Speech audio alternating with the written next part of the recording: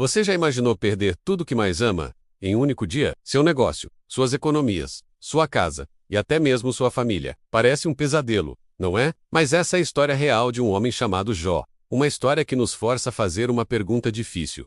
Por que coisas ruins acontecem com pessoas boas? A Bíblia nos apresenta Jó como um homem íntegro e reto, que temia Deus e se desviava do mal. Ele era incrivelmente próspero, um dos homens mais ricos do Oriente. O livro do Jó, capítulo 1, versículo 3, detalha sua riqueza: 7.000 ovelhas, 3.000 camelos, 500 juntas de bois e 500 jumentas, além de muitos servos. Ele tinha 7 filhos e 3 filhas, e sua vida parecia perfeita. Mas nos céus, uma conversa estava acontecendo. Deus menciona a fidelidade de Jó a Satanás, que era chamado de o acusador. Satanás responde com uma provocação, como lemos em Jó 1, versículos 9 e 10.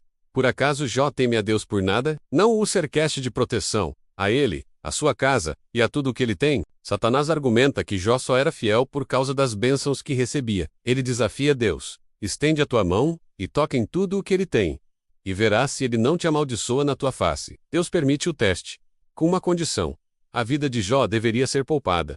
E então, o pesadelo começa. Em um único dia, mensageiros chegam, um após o outro, com notícias devastadoras. Primeiro, ladrões levaram seus bois e jumentas e mataram os servos. Logo depois, fogo do céu queimou suas ovelhas e pastores. Em seguida, saqueadores roubaram seus camelos e mataram mais servos. A última notícia foi a mais cruel de todas.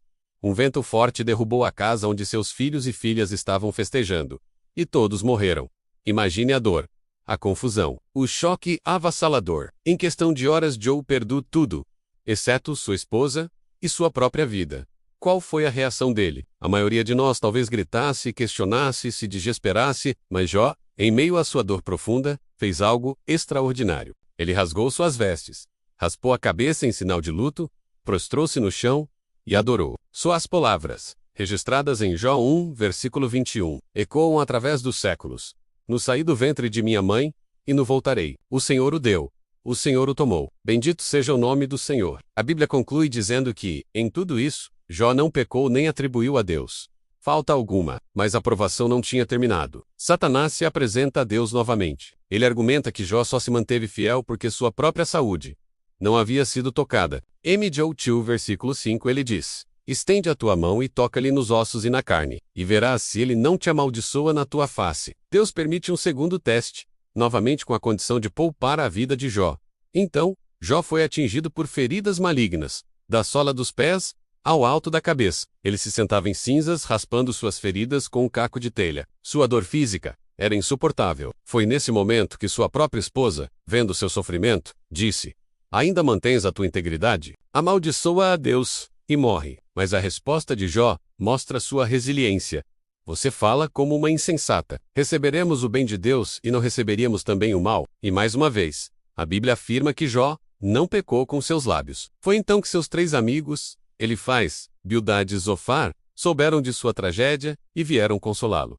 Ao verem Jó, mal o reconheceram. Ficaram tão chocados com seu sofrimento que se sentaram com ele em silêncio por 7 dias e 7 noites. Nenhum deles disse uma palavra, porque viram que sua dor era muito grande. Após 7 dias de silêncio, Jó finalmente quebra o silêncio, mas não para amaldiçoar a Deus. Ele amaldiçoa o dia em que nasceu. Ele expressa uma angústia tão profunda que é difícil até de ler. A partir daí, começa uma longa série de debates entre Jó e seus amigos. Cada um dos amigos tenta explicar por que Jó estava sofrendo. A lógica deles era simples e, na superfície, parecia correta. Deus é justo. Portanto, ele recompensa os bons e pune os maus. Se Jó estava sofrendo tanto, ele devia ter cometido algum pecado secreto terrível. Elifaz sugere que Jó estava sendo disciplinado. Bildade insiste que os filhos de Jó morreram por causa dos pecados deles. Zofar acusa Jó de esconder sua culpa. Eles estavam tentando colocar Deus e o sofrimento numa caixinha lógica e previsível. Mas a realidade é muito mais complexa. Jó se defende com veemência. Ele sabe que não é perfeito, mas também sabe que não fez nada para merecer um castigo tão severo. Ele clama por uma audiência com Deus, ele quer entender, ele quer apresentar seu caso. Ele se sente abandonado e injustiçado, mas em nenhum momento ele renuncia à sua fé. Ele diz em Jó 13, versículo 15: ainda que ele me mate, nele esperarei. Que declaração de fé em meio ao caos. Essa discussão se arrasta por dezenas de capítulos. Jó está sozinho, incompreendido por aqueles que deveriam apoiá-lo. A dor emocional de ser acusado, injustamente, se soma à sua dor física. Então o homem mais jovem, chamado Eliú, que estava ouvindo tudo finalmente falar. Ele repreende tanto os amigos de Jó por condená-lo injustamente, quanto o próprio Jó por se justificar, em vez de justificar a Deus. Eliú prepara o cenário para a aparição de Deus. E então, do meio de um redemoinho, Deus finalmente responde a Jó.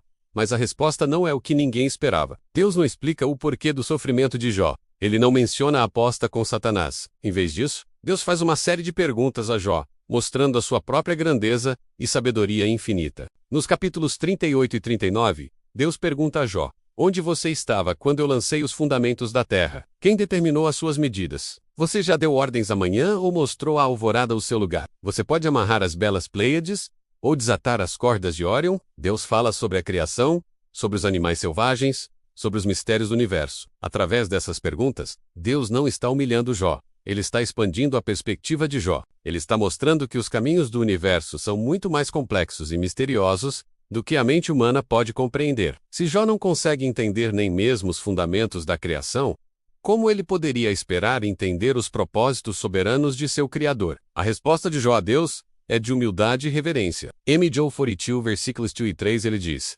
sei que podes fazer todas as coisas.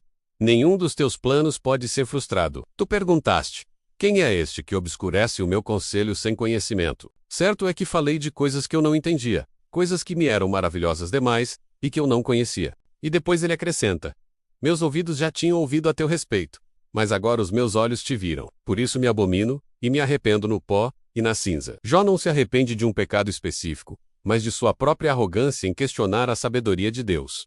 Sua fé, que antes se baseava no que ele tinha ouvido, agora se baseava em uma experiência pessoal e profunda com o próprio Deus. E o que aconteceu no final? Depois que Jó orou por seus amigos, que tinham julgado mal a situação, Deus restaurou sua sorte. O livro do Jó, capítulo 42, versículo 10, diz que o Senhor lhe deu em dobro tudo o que ele possuía antes. Ele teve novamente 7 filhos e 3 filhas, e suas filhas foram as mulheres mais bonitas de toda a terra. Jó viveu mais 140 anos e viu seus filhos, e os filhos de seus filhos, até a 4ª geração. A história de Jó não nos dá uma resposta fácil para a pergunta sobre o sofrimento, mas ela nos ensina algo poderoso. Ensina que a fé não é uma transação comercial com Deus. Ensina que podemos ser honestos com Deus sobre nossa dor e confusão. Ensina que, mesmo quando não entendemos os porquês, podemos confiar em quem está no controle. A soberania e a bondade de Deus são maiores que o nosso sofrimento e a nossa capacidade de compreensão. Se você está passando por uma provação hoje,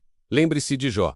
Sua dor é real e válida. Mas saiba que você não está sozinho, e que há um propósito maior, que talvez você não consiga ver agora. A história de Jó nos convida a confiar em Deus, não pela ausência de problemas, mas em meio a eles. Obrigado por assistir. Se esta história tocou você, deixe seu like. Compartilhe com alguém que precise ouvir essa mensagem e se inscreva no canal para mais conteúdo como este. Até a próxima!